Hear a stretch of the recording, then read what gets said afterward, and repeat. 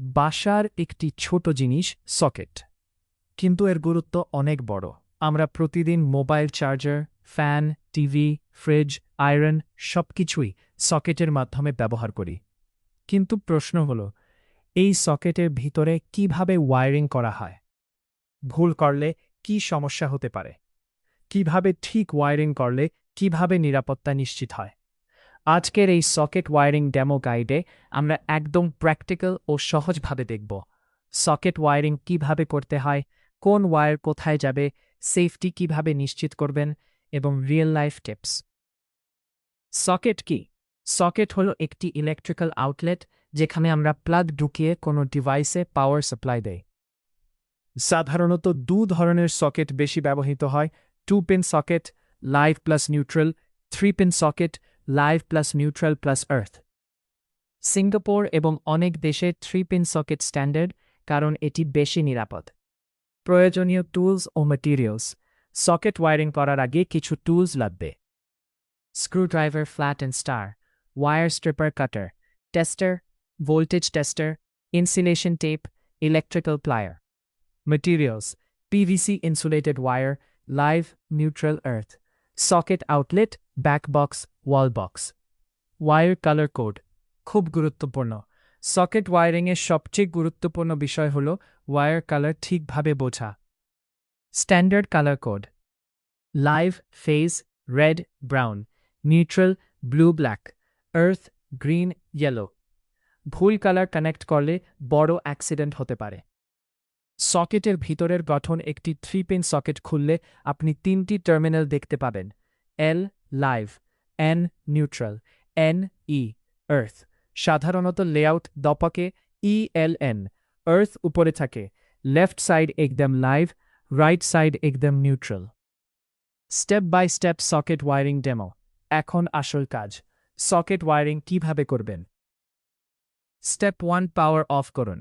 প্রথম কাজ, main switch বা এমসিবি বন্ধ করুন। কখনো লাইভ লাইনে কাজ করবেন না, টেস্টার দিয়ে নিশ্চিত হন কারেন্ট নেই। Step 2, wire preparation. Wire strip করুন প্রায় 1 ইঞ্চ, কপার যেন ক্লিন থাকে, বেশি স্ট্রিপ পড়লে শর্ট সার্কিট হতে পারে। স্টেপ 3, আর্থ ওয়্যার কানেক্ট করুন। Green wire, earth terminal E. কেন আগে earth? Safety first, earth connection life saving. Step 4, live wire connect করুন। Red, brown wire, N terminal.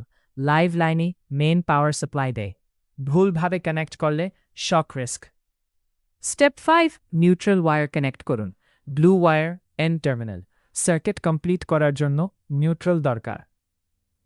Step 6, screw tight করুন। সব terminal ভালোভাবে tighten করুন। লুজ কানেকশন একদম heat plus fire risk. Socket fix করুন। Back বক্সে সকেট বসান, screw দিয়ে টাইটেন করুন।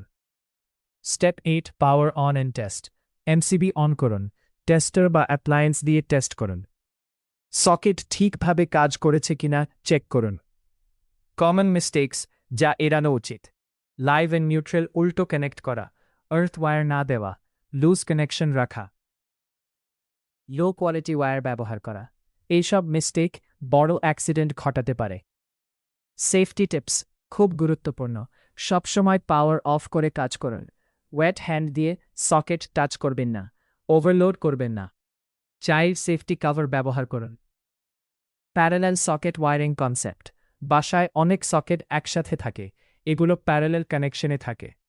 এর সুবিধা: সব সকেট একই ভোল্টেজ পায়, একটার সমস্যা হলে অন্যটা বন্ধ হয় না।